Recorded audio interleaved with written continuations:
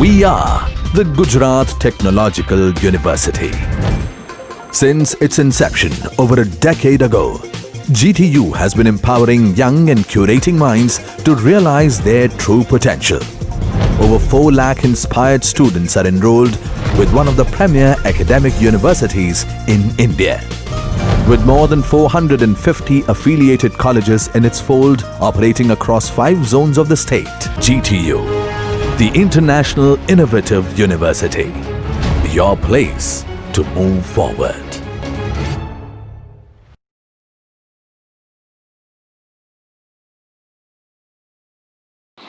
Hello students, તો આ સિરીઝનો આપણો લાસ્ટ લેક્ચર છે અને જે આપણો યુનિટ 4th હતું એનું લાસ્ટ ચેપ્ટર છે, એટલે કે 6th ચેપ્ટર ઇક્વિપમેન્ટ મેનેજમેન્ટ. પહેલાં મટીરિયલ મેનેજમેન્ટ આપણે જોઈ લીધું, પછી આપણે લેબર મેનેજમેન્ટે જોઈ લીધું. હવે આપણે જોઈશું એ છે ઇક્વિપમેન્ટ મેનેજમેન્ટ. ઇક્વિપમેન્ટ મેનેજમેન્ટ એટલે શું? તો સેમ એઝ મટીરિયલ અને સેમ એઝ લેબર એક લિસ્ટ આઉટ તમારે પ્રિપેર કરવાનું છે, monthly, weekly, based on the type of nature or based on the scope of work. તમે લિસ્ટ આઉટ તૈયાર કરશો કે કેટલા ટાઈમ ડ્યુરેશન તમારા દરમિયાન કેટલી ક્વોન્ટિટીમાં તમારે કયા ઇક્વિપમેન્ટની જરૂર છે. એક સિમ્પલ લિસ્ટિંગ છે, બરાબર છે. એનું મેન્ટેનન્સ પણ કરવું, એનું મેનેજિંગ પણ કરવું અને મોનિટરિંગ પણ કરવું, બરાબર છે, ઇક્વિપમેન્ટનું. અને આ એસેટ્સ છે, બરાબર, જે યુઝ થાય છે કે જે નથી થતા એને પણ તમારે અલગ અલગ લિસ્ટ આઉટ કરવા. તો એને શું કહેવામાં આવે છે? Equipment management. તો જોઈએ ઇક્વિપમેન્ટ મેનેજમેન્ટમાં આપણે કઈ કઈ વસ્તુ જોવાની છે. એક તો જોવાનું છે કે આના ફંક્શન્સ કયા કયા છે ઇક્વિપમેન્ટ મેનેજમેન્ટના. પછી આખું ઇક્વિપમેન્ટ મેનેજમેન્ટ આપણી પાસે એક ચાર્ટ અવેલેબલ છે.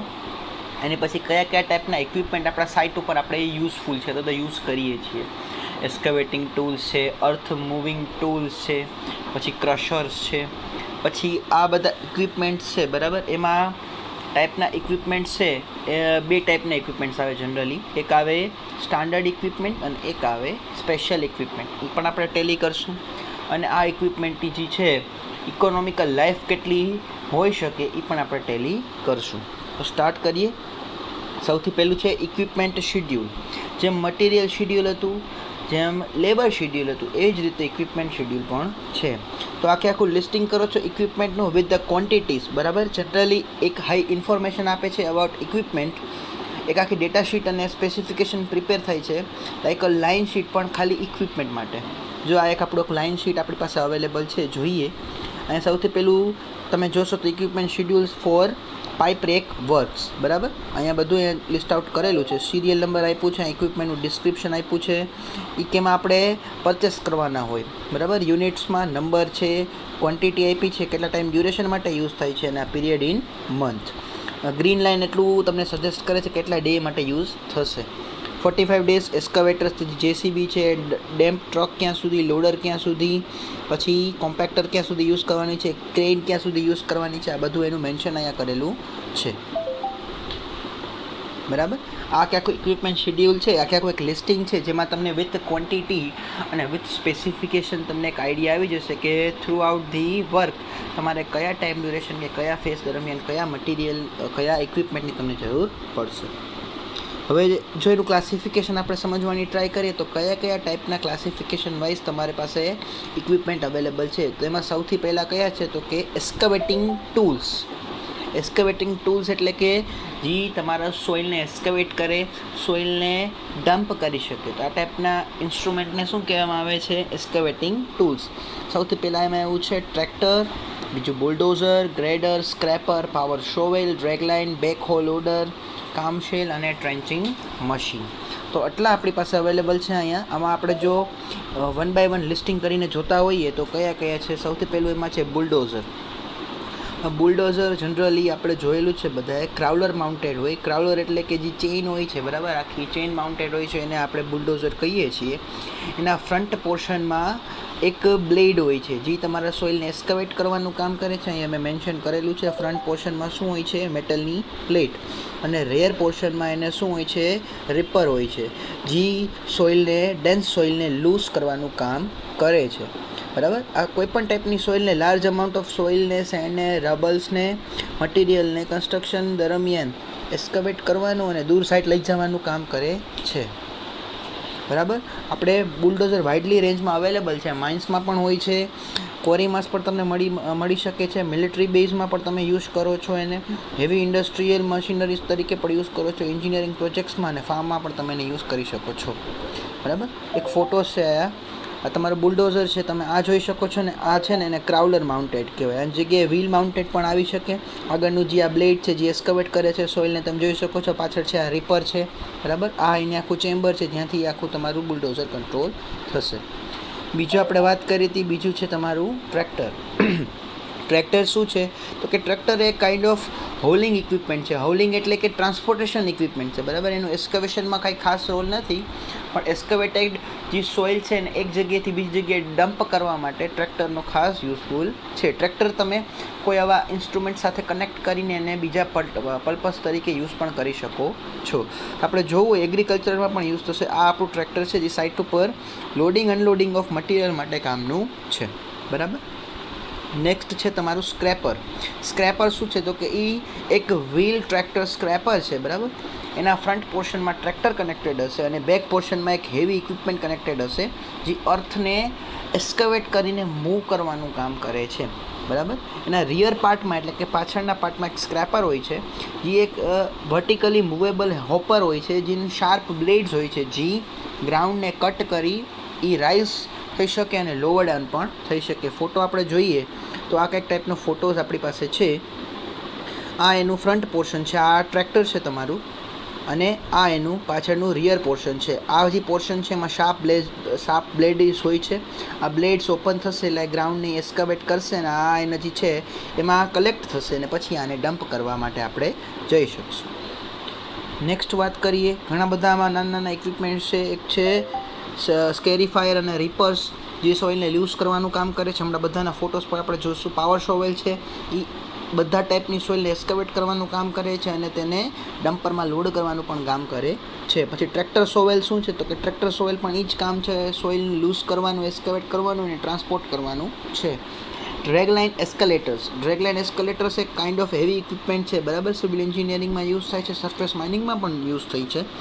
એના મેઇન બે કેટેગરીઝ હોય છે બ્રોડલી, અને બે કેટેગરીમાં આપણે આઈડેન્ટિફાઈ કરી શકીએ. એક સ્ટાન્ડર્ડ ઇક્વિપમેન્ટ છે અને એક ક્રાઉલર કાઇન્ડ ઓફ ઇક્વિપમેન્ટ છે, બરાબર. તો જે સ્ટાન્ડર્ડ ટાઈપ ઓફ ઇક્વિપમેન્ટ છે એના જે મોસ્ટલી યુઝ થશે એમાં ડ્રમ હોય છે ફ્રન્ટમાં, can act as a dragline, બરાબર. એ ડ્રમ છે એક ડ્રેગ લાઇન તરીકે એક્ટ કરશે, બરાબર. એ ડ્રેગ લાઇન છે જનરલી આપણે એવા એરિયામાં યુઝ કરીએ છીએ કે જે સેચ્યુરેટેડ હોય. સેચ્યુરેટેડ મીન્સ કે જેમાં નદી કે એવા વિસ્તારમાંથી કાપ કાઢવા માટે, બરાબર, તે જગ્યાએ આપણે આ ડ્રેગ લાઇનનો યુઝ કરીએ છીએ. અહીંયા લખેલું છે કે કઈ કઈ જગ્યાએ કેનાલ ડ્રેજિંગમાં યુઝ થાય છે, પોન્ડમાં યુઝ થાય છે, કોઈ એક પોર્ટના કન્સ્ટ્રક્શનમાં થાય છે, રોડના કન્સ્ટ્રક્શનમાં પણ આપણે આનો યુઝ કરીએ છીએ કે જે જગ્યાએ સેચ્યુરેટેડ કે ડેન્સ એરિયા ના હોય એ જગ્યાએ આપણે પાઇલ ડ્રીવનમાં પણ આપણે ડ્રેગ લાઇનનો યુઝ કરીએ છીએ. બધા ટાઈપના ફોટોઝ આપણે એક પછી એક જોઈએ. પહેલાં સ્ક્રેપર ને રીપર, બરાબર. સ્ક્રેપર ને રીપર શું છે જોઈ લઈએ. આ છે તમારું સ્ક્રેપર અથવા તો રીપર. આ તમારા ફ્રન્ટ જે બ્લેડ્સ છે, બરાબર, એ ફ્રન્ટ બ્લેડનું કામ શું હોય છે? આ બ્લેડ્સનું તો કે સોઇલને એસ્કવેટ કરવાનું, લૂઝ કરવાનું. પછી નેક્સ્ટ જોઈએ, આ છે તમારું ડ્રેગ લાઇન, પાવર શોવેલ છે. આ પણ સોઇલને એસ્કવેટ કરવાનું, એવી ટાઈપ ઓફ સોઇલને એસ્કવેટ કરી લૂઝ કરી અને ડમ્પરમાં લોડ કરવાનું કામ કરે છે. પછી આ ટ્રેક્ટર શોવેલ છે, આ સોઇલને એસ્કવેટ કરવાનું, લૂઝ કરવાનું, એક જગ્યાએથી બીજી જગ્યાએ ડમ્પ કરવાનું કામ કરે છે. પછી આ ડ્રેગ લાઇન એસ્કલેટર્સ. આ ડ્રેગ લાઇનનું જે આ ફ્રન્ટમાં ડ્રમ તમને દેખાય છે, આ ડ્રમનું કામ છે કે ગ્રાઉન્ડમાં એસ્કવેટ કરવાનું, કેનલને ડ્રેજિંગ કરવાનું, ખોદવાનું ને એમાંથી જે કાપ કાઢીને બીજી જગ્યાએ તમારે પ્લોટ કરવાનું છે. આના સિવાય તમારા અર્થ મૂવિંગ ઇક્વિપમેન્ટ્સ પણ છે જે મેં મેન્શન નથી કર્યા. અર્થ મૂવિંગ ઇક્વિપમેન્ટનું કામ શું હોય છે તો કે જે સોઇલ હોય છે, બરાબર, એ સોઇલને જે ડમ્પ થઈને આવેલી છે, એસ્કવેટ થયેલી સોઇલને એને એક જગ્યાએથી બીજી જગ્યાએ ટ્રાન્સપોર્ટેશનમાં કરવાનું થશે. બેઝિકલી એમાં એક ઇક્વિપમેન્ટ છે ટ્રક, બરાબર છે. તો ટ્રકમાં કયા કયા ટાઈપના ટ્રક આવે? એક જે રિયરમાં ડમ્પ કરતું હોય, એક જે બોટમમાં ડ્રમ્પ કરતું હોય, એક જે સાઇડમાં ડ્રમ્પ કરતું હોય. એવું બધું તમારા બુકમાં મેન્શન છે, તમે વાંચશો તો તમને એમાં થોડો આઈડિયા આવી જશે. પછી નેક્સ્ટ જે ઇક્વિપમેન્ટ્સ છે, એક્સ્કવેટિંગ આવી ગયા, અર્થ મૂવિંગ આવી ગયા. મેં કહી દીધું એક જગ્યાએથી બીજી જગ્યાએ ટ્રાન્સપોર્ટ થાય ને અર્થ મૂવિંગ કહેવાય. હવે ક્રશર્સ. ક્રશર્સ શું છે તો કે એ તમારા લાર્જ રોક્સ તમને એકચ્યુઅલી માઇનમાંથી મળતા હોય એની સાઇઝને રિડ્યુસ કરવા માટેના ક્રશર્સ છે. કે મોટા મોટા સાઇઝના તમને રોક્સ મળ્યા છે, ગ્રેવલ મળ્યા છે, તો એને નાના સાઇઝના રોકમાં કન્વર્ટ કરવા માટેના ઇક્વિપમેન્ટ છે. એ જનરલી વેસ્ટ મટીરિયલને પણ ઇઝીલી ડિસ્પોઝ કરવા માટે યુઝફુલ છે. એની સાઇઝને રિડ્યુસ કરવા માટે જે સોલિડ મિક્સ એમાં હોય છે, બરાબર, કારણ કે તમને જે સાઇટ ઉપરથી અવેલેબલ રોકનું જે તમને સ્ટ્રાટા હોય છે એમાં બધા મિનરલ્સને બધું મિક્સઅપ હોય છે. તો સૌથી પહેલાં તમારે એને ક્રશ કરીને એની સાઇઝ રિડ્યુસ કરવી પડશે, તો જ તમે એને તમારા ઇક્વિપમેન્ટ તમારા જે સાઇટ ઉપર છે ત્યાં રિક્વાયર્ડ છે ત્યાં તમે યુઝ કરી શકો. જો હવે તો આટલા બધા આપણી પાસે અવેલેબલ છે. એમાં નામ જોઈએ, સૌથી પહેલાં આના નામ ખાસ ઇમ્પોર્ટન્ટ છે એટલે અહીંયા મેં લખેલા છે: જો ક્રશર, ગેટ્રોટી crusher, cone crusher, roll crusher, impact crusher, ball mill અને રોડ મિલ. હવે આ બધા જ છે એના ફોટોસ એક પછી એક હું તમને બતાવી દઉં. બધા જ મેં અહીંયા મેન્શન કરેલા છે. સૌથી પહેલું છે એ તમારું છે જો ક્રશર. આ સૌથી ઉપરનો ફોટો છે એ જો ક્રશરનો છે. પછી આ ગેટ્રોટી ક્રશર, પછી આ તમારું રોલ ક્રશર છે, આ બોલ મિલ છે, બરાબર. આ બધા જ ફોટોસ તમારી પાસે અહીંયા અવેલેબલ છે, તમે જોઈ શકો છો, બરાબર. જો ક્રશર છે, પછી ગેટ્રોટી ક્રશર છે, આ કોન ક્રશર છે, આ જે છે તમારું ટાઈપનું એ આ કોન ક્રશર છે, પછી આ રોલ ક્રશર છે અને આ બોલ મિલ છે. ખાલી એના નામ તમારે યાદ રાખવાના છે, બીજું કંઈ પૂછાતું નથી, પણ ફોટોસ તમારી પાસે હોય તો તમને થોડો આઈડિયા આવે. નેક્સ્ટ ઇમ્પોર્ટન્ટ ટોપિક છે આપણા ચેપ્ટરનો સ્ટાર કરેલો છે. શું છે તો કે તમારે કોઈ પણ કન્સ્ટ્રક્શન ઇક્વિપમેન્ટ સિલેક્ટ કરવું હોય તો કયા કયા પોઈન્ટ્સ તમારે ધ્યાનમાં રાખવાના થશે. પહેલો point, economical factors. Economical factor એટલે શું? કે કોઈ કંપની છે, મેઇનલી તમે જે ઇક્વિપમેન્ટ, જનરલી કન્સ્ટ્રક્શન ઇક્વિપમેન્ટ મોંઘા જ આવતા હોય છે, તમને એની પાછળ તમે જો કોસ્ટ તમે એના પાછળ તમે પે કરવાના હોય, તમે એના પાછળ તમે પૈસા આપવાના હોય, તો જે કંપની છે એને એનો ઓપરેટિંગ કોસ્ટ, એનો ફ્યુલ કોસ્ટ એ બધું મેન્ટેન કરવું જોઈએ, બરાબર. આ બધું મેન્ટેન થઈ શકતું હોય તો તમે પરચેસ કરો તો ઇઝ ઇટ ઓકે, પણ આના સિવાય એની રિસેલ વેલ્યુ પણ તમને મળવી જોઈએ. તો આ બધા ઇકોનોમિકલ ફેક્ટર્સમાં આવશે. પછી ફેક્ટર નંબર 2. ફેક્ટર નંબર 2 છે કે factors specific to the company. હવે આ શું છે તો કે જો કોઈ કંપની છે, બરાબર, એને કોઈ ઇક્વિપમેન્ટ સેલ કરવું અથવા તો રેન્ટ ઉપર લેવું, એ કેવી રીતે ડિસાઇડ થાય? કે જો એનું વર્ક કન્ટિન્યુઅસલી ચાલુ રહેવાનું હોય over the years, over the month, તો ઇટ ઇઝ એડવાઇઝેબલ કે તમે એ મશીનને પરચેસ કરો, ઇક્વિપમેન્ટને પરચેસ કરો. એની જગ્યાએ કે જો તમારું ઇક્વિપમેન્ટ છે એ તમે થ્રુઆઉટ યુઝ કરવાના નથી, શોર્ટ ટર્મ માટે યુઝ કરવાના છે, તો ઓબ્વિયસલી તમે રેન્ટ પર લેશો એને. આ ક્રાઇટેરિયા કન્સ્ટ્રક્શન ઇક્વિપમેન્ટના સિલેક્શનમાં બહુ ઇફેક્ટિવ છે. પછી જોબ સાઇટના ઇફેક્ટિવ્સ. જોબ સાઇટ ઉપર અમુક ફેક્ટર્સ જે ઇફેક્ટ કરે છે કે જોબ સાઇટની ટરેન કેવી છે. પ્લેન ટરેન હોય તો તમે ઇઝી કોઈ એસ્કેવેટિંગ ટૂલ્સ લ્યો તો ચાલશે, પણ જો તમે હિલી ટરેનમાં જાઓ, પર્વતીય વિસ્તારમાં, તો એ જગ્યાએ પર્વતીય વિસ્તારમાં તમારે અલગ ટાઈપના ઇક્વિપમેન્ટ યુઝ કરવા પડશે. પછી એ જગ્યાનું એટમોસ્ફિયર કેવું છે, વિન્ડી કન્ડિશન્સ છે, બરાબર. પછી વિઝિબિલિટી લેવલ્સ છે. આ બધી વસ્તુ કેને ઇફેક્ટ કરે છે તો કે તમારા ઇક્વિપમેન્ટના સિલેક્શનને. પછી બીજા ક્રાઇટેરિયાસ આપણે જોઈએ તો કયા ક્રાઇટેરિયાસ છે કે એક ક્રાઇટેરિયા છે જ્યાં એક ક્રાઇટેરિયા મેં 3 થી 4 પોઈન્ટ તમે મેન્શન કરેલા છે. કીધું ઓબ્વિયસલી જે છે કન્સ્ટ્રક્શન ઇક્વિપમેન્ટ એનો કોસ્ટ વધારે હોય છે, તો તમે સ્ટાન્ડર્ડ ઇક્વિપમેન્ટ પરચેસ કરો કે જેના પાર્ટ્સ તમને ઇઝીલી અવેલેબલ હોય ને જેનું મેન્યુફેક્ચરિંગ પણ ડેલી પર્પઝમાં થતું હોય, as compare to special equipment કે જેને તમારે સ્પેશિયલ ઓર્ડર દઈને બનાવવા પડે. પછી એક પોઈન્ટ આમાં મેન્શન થયો કે તમને ખ્યાલ જ છે કે તમે આજે તમારું સાઇઝ છે, સાઇઝ એક કાઇન્ડ ઓફ ફેક્ટર છે, બરાબર. કે ગ્રેટર સાઇઝ ઓફ ઇક્વિપમેન્ટ તમે પરચેસ કરશો તો ઓબ્વિયસલી જે છે તમારે વધારે પે કરવા પડશે, અને તમે જો નાના સાઇઝનું ઇક્વિપમેન્ટ સિલેક્ટ કરશો તો as compare to greater size તમારે ઓછા પૈસા પે કરવા પડશે. પછી હજી એક પોઈન્ટ અહીંયા મેન્શન થયો, વર્સેટાઇલિટી, કે એક જ ઇક્વિપમેન્ટ તમે 3 થી 4 જગ્યાએ યુઝ કરી શકતા, તો ઓબ્વિયસલી તમારો કન્સ્ટ્રક્શન કોસ્ટ છે ઇક્વિપમેન્ટ પાછળનો એ કેવો થઈ જશે, ઓછો. 3 પોઈન્ટ એક સાથે મેન્શન કરી દીધા આમાં. એક તો કે સ્પેશિયલ ઇક્વિપમેન્ટને તમે પરચેસ કરવાનું પોસિબલ હોય તો ટાળો. બીજું તો સાઇઝ ફેક્ટર જેમ વધારે ઇક્વિપમેન્ટનો એમ કોસ્ટ વધારે, સાઇઝ ઓછી એમ કોસ્ટ કેવો ઓછો. અને વર્સેટાઇલ એટલે ઘણા બધા પોઈન્ટમાં તમારે એ ઇક્વિપમેન્ટ યુઝ થઈ શકવું જોઈએ.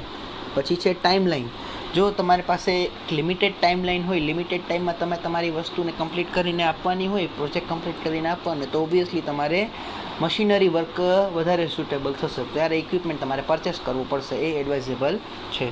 પછી લેબર કન્સિડરેશન, આ હાઈલી ઇફેક્ટેડ છે. જો લેબર્સ છે, મેન પાવર આપણને ઓછા મળે તો ઓબ્વિયસલી તમારે જોબ સાઇટ ઉપર કમ્પલસરીલી તમારે ઇક્વિપમેન્ટને પ્રોવાઈડ કરવા પડશે. આ બધા ફેક્ટર્સ છે, બરાબર. એક વખત હું રિપીટ કરી દઉં છું કયા ફેક્ટર્સ છે. ઇકોનોમિકલ ફેક્ટરમાં કઈ વસ્તુ આપણે ધ્યાનમાં રાખવાની છે, તો કે જ્યારે તમે કોઈ વસ્તુ ઓન કરો છો તો કંપની પાસે એનો ઓપરેટિંગ કોસ્ટ હોવો જોઈએ, એની પાસે ખર્ચો કરી શકે એવી કેપેબલ હોવી જોઈએ, અને ફ્યુલ કેપેસિટી, મેન્ટેનન્સ કેપેસિટી, આ બધી વસ્તુ કંપની મેન્ટેન કરી લેવી જોઈએ. આ સિવાય એનું રિસેલ થશે કે નહીં, અને રિસેલ થતાં કેટલી વેલ્યુ પાછી ગેઇન થશે એ ધ્યાન રાખવાનું. બીજું કે કંપની છે એ પરચેસ કરવું કે રેન્ટ ઉપર લેવું.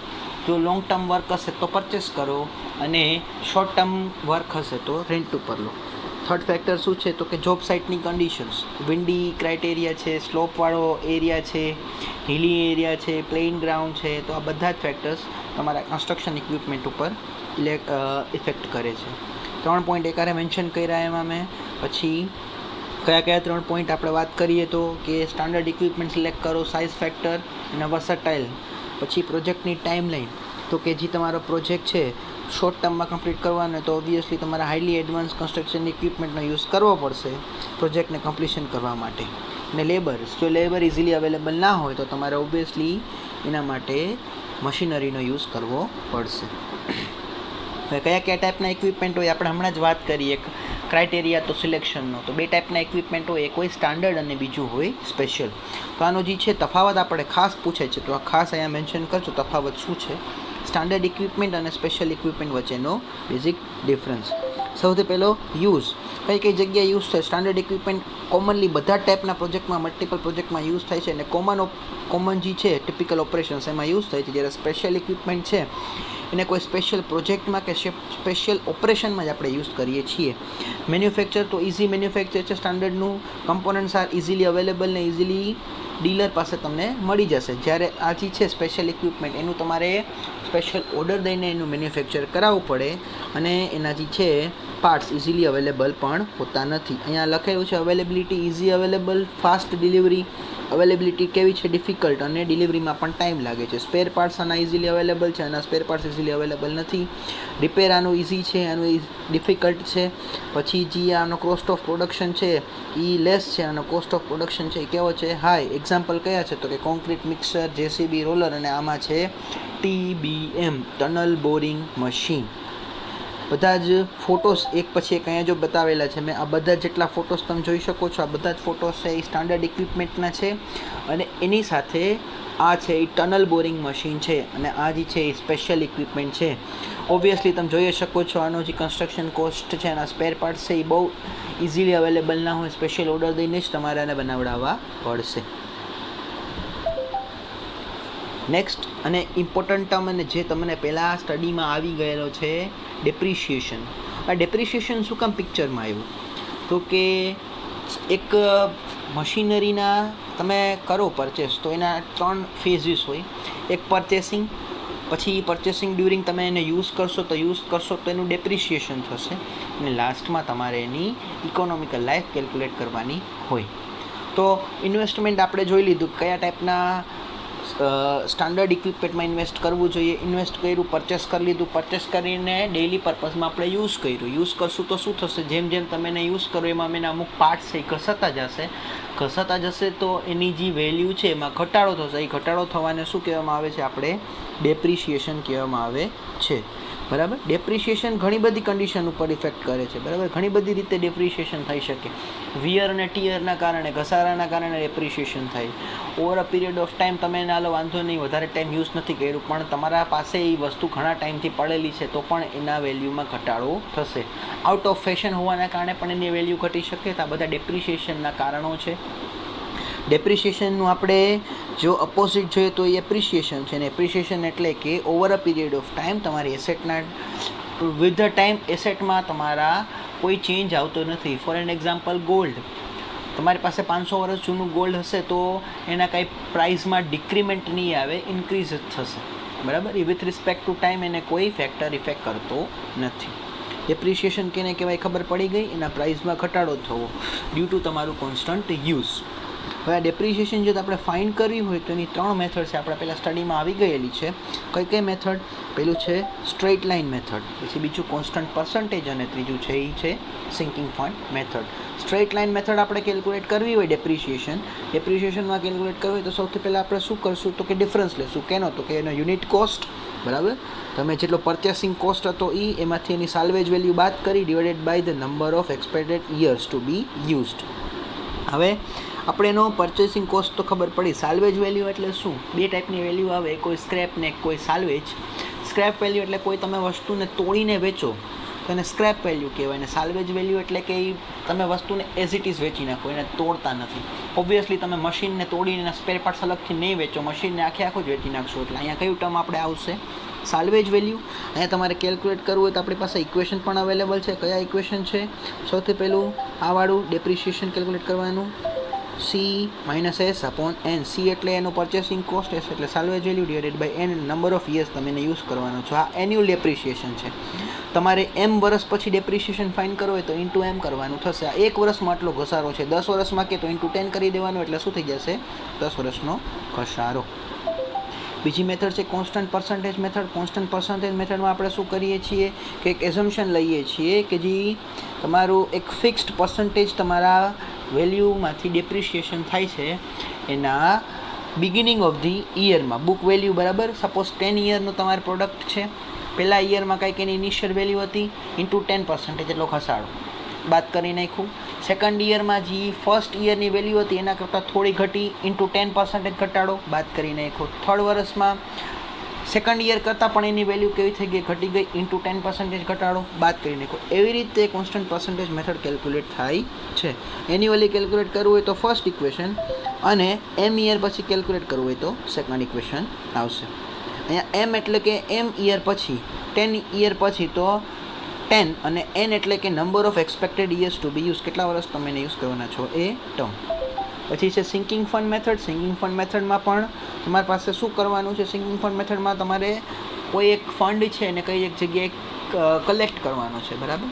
હવે સિંકિંગ ફંડની એક બેઝિક ડેફિનેશન હું આપું તો એવી એક ડેફિનેશન થતી હતી સિંકિંગ ફંડની કે તમે કોઈ મશીનને યુઝ કરવાના છે કોન્સ્ટન્ટલી, તો કોન્સ્ટન્ટલી યુઝ કરો છો તો જેટલા ટાઈમ તમે એને યુઝ કર્યું એનાથી જેટલું પ્રોફિટ થયું એનું અમુક અમાઉન્ટ તમે એક ફંડમાં જમા રાખો છો. આ જમા રાખવાનું કારણ શું છે કે જ્યારે આ મશીન કામ કરવાનું બંધ કરશે તો મારે ઇમિડિયેટલી બીજું મશીન પરચેસ કરવું પડશે, ત્યારે મારી પાસે on the spot fund available ના હોય. એટલે જ્યારે આ મશીન ચાલુ હતું ત્યારે જ એના પ્રોફિટમાંથી હું જે અમાઉન્ટ કલેક્ટ કરીને રાખું છું એને શું કહેવામાં આવે છે? Sinking fund. સિંકિંગ ફંડ બે રીતે આપણે કરી શકીએ, કાં તો એક ઇન્વેસ્ટમેન્ટના ફોર્મમાં હોઈ શકે અને કાં તો એ લોનના ફોર્મમાં હોઈ શકે. આ બેનું મલ્ટિપ્લિકેશન કરું તો મને એન્યુઅલ ડિપ્રિસિએશન મળી જશે. આ એટલે અહીંયા ઇન્ટરેસ્ટ રેટ આપણે મેન્શન કરવાનું છે. એન એટલે નંબર ઓફ યર્સ. ટોપિક છે લાસ્ટ આપણો મેન્ટેનન્સ અને રિપેર. સેકન્ડ લાસ્ટ ટોપિક છે મેન્ટેનન્સ અને રિપેર. શું કામ આપણે તમે મેન્ટેન કરવું પડે? આપણે સમજી લીધું કયા ટાઈપનું ઇક્વિપમેન્ટ પરચેસ કરવું. પછી ઇક્વિપમેન્ટને પરચેસ કર્યા પછી એમાં ડેપ્રિસિએશન પણ થશે. ડેપ્રિસિએશનને ઓવરકમ કરવા માટે આપણે શું કરવું પડે છે? મેન્ટેનન્સ કરવું પડે છે. જેટલું સારું તમે મેન્ટેનન્સ કરશો એટલું તમારું જે છે ઇન્વેસ્ટમેન્ટ તમારું તમે વધારે ઇફેક્ટિવલી એને યુઝ કરી શકશો. કારણ કે આપણે વાત કરી કન્સ્ટ્રક્શન ઇક્વિપમેન્ટનો ઓલવેઝ કોસ્ટ કેવો હોવાનો છે? વધારે હોવાનો છે. તો વધારે કોસ્ટ તમે એના પર સ્પેન્ડ કર્યો હોય તો તમે એને પ્રોપરલી મેન્ટેન ના કરો તો ઓબ્વિયસલી થોડા ટાઈમમાં તમારું એ વસ્તુ છે યુઝ કરવાનું બંધ થઈ જશે, એનું વર્કિંગ કેવું થઈ જશે? બંધ. તો અહીંયા લખેલું જ છે કે excellent maintenance help the minimise and repair maintenance cost as well as going miles in maximum both profit and production but has a great impact on profit. Profit ઉપર એનો ખાસ એવો ઇમ્પેક્ટ પડે છે. શું કામ? કારણ કે મેન્ટેનન્સ તમને જે રિપેરિંગ જે છે કરવાનું અને એના કોસ્ટ છે એને બહુ ઓછું કરી નાખે છે. રેગ્યુલર મેન્ટેનન્સ કરીએ તો બ્રેકડાઉન ન થાય. એક ટર્મ આપણે યુઝ કરીએ છીએ બ્રેકડાઉન ન થાય. વર્કિંગ ચાલુ હોય, પ્રોસેસ ચાલુ હોય તમારી કોઈ પણ, સપોઝ આપણે વાત કરીએ ક્રશ તમારું જે એગ્રીગેટને ક્રશ કરતું હોય ને અચાનક એ બંધ થઈ ગયું તો એ બ્રેકડાઉન કહેવાય, બરાબર. તો બ્રેકડાઉન ન થાય એટલે આપણે અમુક ટાઈમ દરમિયાન એનું મેન્ટેનન્સ કરીએ છીએ તો એને શું કહેવામાં આવે છે? Preventing maintenance. તો આ પ્રિવેન્ટિંગ મેન્ટેનન્સ છે એના અધર બેનિફિટ્સ પણ છે. કયા કયા બેનિફિટ્સ છે? તો સૌથી પહેલું છે એની રિસેલ વેલ્યુમાં વધારો થશે તમે કોન્સ્ટન્ટ એનું મેન્ટેનન્સ કરશો તો. પછી બીજું, ડાઉન ટાઈમમાં મિનિમાઇઝ થશે. ડાઉન ટાઈમ એટલે કે જેટલા ટાઈમ ડ્યુરેશન દરમિયાન તમારું મશીન વર્કમાં નથી, એ ઓબ્વિયસલી વર્કમાં ક્યારે ના હોય? જ્યારે તમે એને રિપેરમાં મૂકેલું હોય, અને ડાઉન ટાઈમ કહેવાશે. પછી બીજું, એની ઇક્વિપમેન્ટની લાઈફને ઇન્ક્રીઝ કરશે, અને જે આપણે એની પાછળ સર્વિસ કોસ્ટ કરીએ છીએ કે જે ઇન્ટરવલ્સ આપણે એને સર્વિસ પ્રોવાઈડ કરવી પડે છે, એ સર્વિસ ઇન્ટરવલ્સમાં પણ કેવો કરે છે? એ ડિક્રીમેન્ટ કરે છે. ક્લિયર? આ અધર બેનિફિટ્સ છે એના. જે પ્રિવેન્ટિંગ મેજર્સ છે એ શું કામ રિક્વાયર્ડ છે? શું કામ? કયા કયા એના રિક્વાયરમેન્ટ છે? જો તમે પ્રિવેન્ટિંગ મેજર્સ તમારે કરવું હોય તો એ કયા કયા વેથી તમે કરી શકો? તો પ્રિવેન્ટિંગ મેજર્સ કરવું હોય તો સૌથી પહેલાં તમારે જે એક્સપર્ટીઝ હોય છે એને જ આ ઇક્વિપમેન્ટને યુઝ કરવાની તમારે હા પાડવાની થશે. ગમે પર્સનને તમારે આ ઇક્વિપમેન્ટ યુઝ કરવાની છૂટ આપવાની નથી. પછી બીજું એક્ઝામ્પલ છે કે તમારે ઇક્વિપમેન્ટ છે એનું રેગ્યુલર ઇન્સ્પેક્શન કરો ક્રિટિકલ પીસનો, કે જે બ્રેકડાઉન થવાના ચાન્સીસ છે, અને રેગ્યુલર મેન્ટેનન્સ હશે તો એ બ્રેકડાઉન થશે નહીં અને તમારું પ્રોડક્શન છે એ અટકશે નહીં. પછી નટ બોલ્સને પ્રોપરલી ટાઈટ કરો, બધા પાર્ટને રેગ્યુલરલી વોશ કરો. આ બધા પ્રિવેન્ટિંગ મેજર્સના અમુક રિક્વાયરમેન્ટ છે. આ બધા તમે ફોલોઅપમાં લેશો તો ઇઝીલી તમારું મટીરિયલ, તમારું ઇઝીલી ઇક્વિપમેન્ટ છે એ લોંગ ટાઈમ ડ્યુરેબિલિટી તમને આપી શકશે.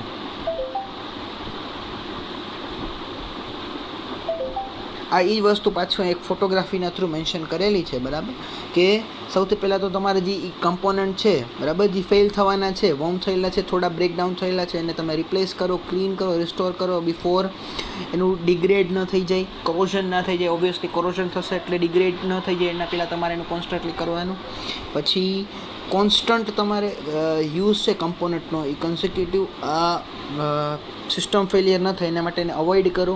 પછી રિલાયબિલિટી ઇમ્પ્રૂવ કરો એની, અને એવા એક્સપર્ટ ટ્રેન કરો કે જે આ ટેકનિક એને યુઝ કરી શકે, જે કે આ ઇક્વિપમેન્ટને યુઝ કરી શકે. પ્રિવેન્ટિવ મેજર્સનો હજી એક ફોટો છે. અને આ તમારો લાસ્ટ ટોપિક છે ચેપ્ટરનો, economical life of an equipment. હવે ઇકોનોમિકલ લાઈફ ઓફ ઇક્વિપમેન્ટ શું છે? તો કે જ્યારે તમે તમારું મશીન પરચેસ કરશો તો એક ટાઈમ એવો આવશે કે જ્યારે મશીન પરચેસિંગ કર્યાનું જેટલું પ્રોડક્શન થાય છે એના કરતાં એનો મેન્ટેનન્સ અને રિપેરનો કોસ્ટ વધી જશે. તો એટ અ ટાઈમ તમે ડિસાઇડ કરવું પડશે કે જો મશીનને આગળ એક્સટેન્ડ કરવું કે નવું મશીન પરચેસ કરવું. તો એ જે લાઈફ ડ્યુરેશન છે, જેટલું તમારું મશીન છે જેને પ્રોડક્શન આપ્યું, ને જ્યારે પ્રોડક્શન કરતાં એનું મેન્ટેનન્સ કોસ્ટ વધી ગયો તો એને ઇકોનોમિકલ લાઈફ કહેવામાં આવે છે. બરાબર. બહુ બેઝિક એક્ઝામ્પલ તરીકે વાત કરીએ તો એક ફોન લઈએ. તમે ફોન જ્યારે પરચેસ કર્યો, બરાબર, ફોન પરચેસ કર્યો, એક ટાઈમ ડ્યુરેશન સુધી તમે જો એને જે પ્રોડક્ટિવિટી કરી શકતા હોય તો પ્રોડક્ટિવિટી લઈ શકો, પણ એક ટાઈમ ડ્યુરેશન પછી એનો મેન્ટેનન્સ કોસ્ટ જ વધતો જશે, તમારી પ્રોડક્ટિવિટી એમાંથી કોઈ આવશે નહીં. તો ત્યારે તમારે થિંક કરવું પડશે કે હવે તમારે ફોન રિપ્લેસ કરવાનો છે. તો એને કહેવાય છે economical life of an equipment. એનું તમારે જો કેલ્ક્યુલેટ કરવું હોય, બરાબર છે, એસ્ટિમેટિંગ ઇકોનોમિકલ લાઈફ એ એક ઇમ્પોર્ટન્ટ છે બિઝનેસ માટે. શું કામ? કારણ કે તમને ખ્યાલ પડે કે તમારે નવા ઇક્વિપમેન્ટ માટે જે ઇન્વેસ્ટ કરવાનું છે એ હવે સ્ટાર્ટ કરવું જોઈએ, કારણ કે હવે તમારું ઇક્વિપમેન્ટ જૂનું છે એ ચાલી શકવાનું આગળ નથી. હવે આ જો તમારે ફાઇન કરવું હોય, બરાબર, ડિટરમાઇન કરવું હોય તો તમારે 3 વસ્તુની તમારે નોલેજ હોવી જોઈએ. એક એનો જે ઓનિંગ કોસ્ટ, પરચેસિંગ કોસ્ટ, બીજો ઓપરેશન અને મેન્ટેનન્સ કોસ્ટ, અને ત્રીજો ટોટલ કોસ્ટ, જેમાં ઓનિંગ અને ઓપરેશન અને મેન્ટેનન્સનો કોસ્ટ આવી જાય. એક અહીંયા ગ્રાફ કે કર્વ આપેલો છે જેમાં એન્યુઅલ કર્વ વર્સિસ એજીસનો એક ગ્રાફ છે. આ બાજુ એની એજ છે ને આ બાજુ એનો એન્યુઅલ કોસ્ટ છે, બરાબર. જેમ વિથ રિસ્પેક્ટ ટુ ટાઈમ, જેમ ટાઈમ વધતો જાય છે, સૌથી પહેલાં એનો એન્યુઅલ કોસ્ટ હતો એ ખૂબ વધારે હતો, અને જેમ જેમ ટાઈમ વધતો ગયો એમ એનો જે છે કોસ્ટ કેવો થઈ ગયો? ઓછો. શું કામ? પછી હવે ટૂંકમાં રિસેલ વેલ્યુની વાત છે. આ જે ફર્સ્ટ ગ્રાફ છે એ રિસેલ વેલ્યુની વાત છે. આટલી બધી રિસેલ વેલ્યુમાં ઘટાડો થશે. પછી આ બીજો છે વિથ રિસ્પેક્ટ ટુ ટાઈમ. જ્યારે ઓપરેશન તમે કરતા હતા વિથ રિસ્પેક્ટ ટુ ટાઈમ, સૌથી પહેલાં જે એનો ઓપરેશન અને મેન્ટેનન્સ કોસ્ટ ખૂબ વધારે ઓછો હતો, અને જેમ જેમ ટાઈમ વધતો ગયો એમ કેવો થઈ ગયો? આ કોસ્ટ વધી ગયો. અને આની બિટવીન તમારે એક લાઇન સિલેક્ટ કરવાની છે જ્યારે તમારે તમારા એસેટને રિપ્લેસ કરવાનું છે અથવા તો નવું સિલેક્ટ કરવાનું છે. હવે રિપ્લેસિંગ ટાઈમ કઈ વસ્તુ પર ડિપેન્ડન્ટ છે? તો કે ડેપ્રિશિએશન. જ્યારે તમારું ડેપ્રિશિએશન વેલ્યુ જે છે વધતી જાય, તમારા વિયર અને ટીયર વધારે થવા માંડે, તમારું ઇન્સ્ટ્રુમેન્ટ છે, ઇક્વિપમેન્ટ છે, એ કામ કરવાનું પ્રોડક્ટિવિટી ઓછી આપવા માંડે, ત્યારે એને રિપ્લેસ કરવાનો છે. પછી ડાઉન ટાઈમ, મેં કીધું રિપેર ક્રાઇટેરિયા છે કે વારે વારે તમારે એને રિપેર કરવું પડતું હશે. ડાઉન ટાઈમ એટલે કે જનરલી તમારું મશીન બંધ થઈ જવું, ત્યારે પ્રોડક્ટ નથી આપતું. જેટલું રિપેરિંગ ટાઈમ તમારે વધારે જશે એમ તમારું જે છે રિપ્લેસિંગ કરવું એ તમારે ડિસાઇડ કરી લેવું પડશે. ઇનકેપેબિલિટી ઓફ મશીન એટલે કે આઉટપુટ નથી આપી શકતું, જેટલું આપણે આઉટપુટ ડિમાન્ડ કરીએ છીએ એટલું આઉટપુટ એ આપી શકતું નથી, તો ત્યારે એને રિપ્લેસ કરવાનો ટાઈમ આવી ગયો છે. પછી યુઝ ઓફ મશીન, તમે એને પ્રોપરલી યુઝ નથી કરતા, કાળજી નથી રાખતા, પ્રોપર મેન્ટેનન્સ નથી કરતા, તો ઓબ્વિયસલી એનું રિપ્લેસિંગ ટાઈમ આવી જશે, એટલે એનું જે પ્રોડક્શનની કેપેસિટી હશે કેવી થઈ જતી હશે, ઘટી જતી હશે. પછી તમે કોઈ માસ પ્રોડક્શન કન્ટિન્યુઅસલી કરી જ રાખો તો એ મશીન ઓબ્વિયસલી બગડી જવાનું છે કોન્સ્ટન્ટ એના યુઝથી. એટલે આ બધા ક્રાઇટેરિયાસ તમારે રિપ્લેસિંગ ટાઈમમાં ઇફેક્ટેડ છે. અને અહીંયા તમારું ચેપ્ટર નંબર 6 પણ પૂરું થાય છે. આઈ હોપ તમને બધું સમજાઈ ગયું હશે, અને ઇનકેસ તમને ના સમજાય તો તમે કમેન્ટ સેક્શનમાં જઈ અને મને કહી શકો છો. એ ટૉપિકને આપણે બીજી વખત તમને સમજાવવાનો ટ્રાય હું કરીશ. આમાં સમ પણ આવે છે ડિપ્રિશિએશનના. એકવાર સમ તમારે બુકમાં ટેલી કરી લેજો, ન ખબર પડે તો મને કહેજો, તો આપણે એના માટે પણ એક અલગથી વિડીયો લેક્ચર્સ પ્રિપેર કરશું.